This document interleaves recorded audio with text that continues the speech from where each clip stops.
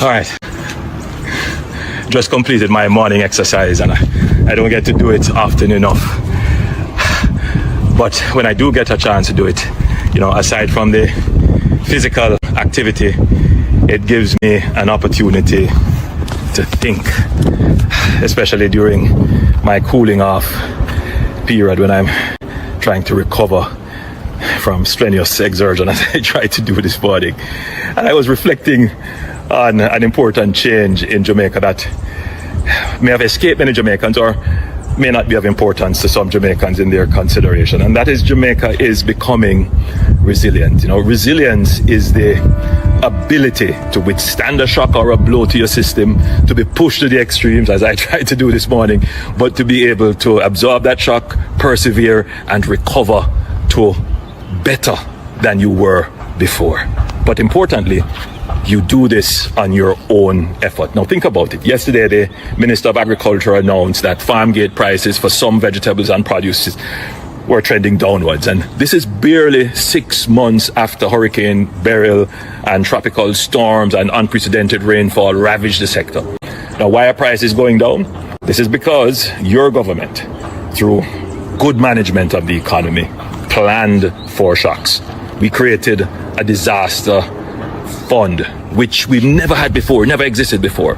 And this gave us the flexibility to allocate funds to agriculture to support farmers to getting back into the field and increasing their production. I also want to big up all the farmers who were affected but who took advantage of support or even on their own went back into the field and increased production. I'll be the first to admit that much more work still needs to be done in stabilizing prices generally and food prices in particular. But we must admit that Jamaica today is different from Jamaica a decade ago, whether it is how we were able to respond and recover from COVID or the supply side shocks that occurred after the war in the Ukraine and the Middle East, or whether it is the ability to recover from unseasonal weather.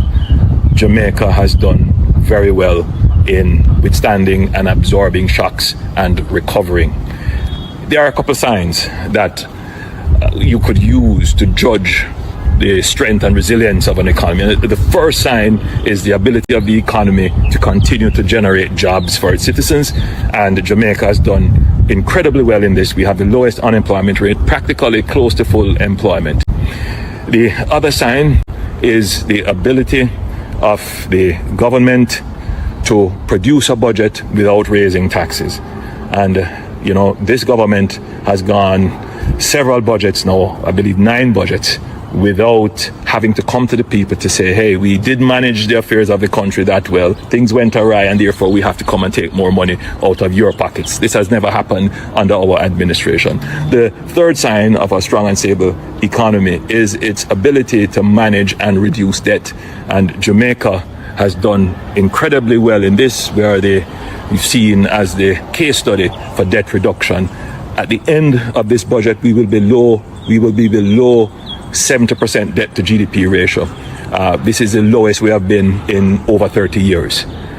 The fourth sign is that our foreign exchange rate trades fairly stable and is market determined. And the truth is that Jamaica has never experienced this level of foreign exchange stability, though we have a freely traded, freely floating currency, probably the only freely floating currency in the region.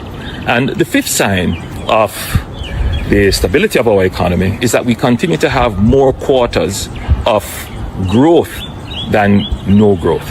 And when you put all of these together, it shows a strong and resilient economy. And these are facts that are undeniable. So even the most biased and jaded commentator can't deny it. The truth is, Jamaica is fiscally fit.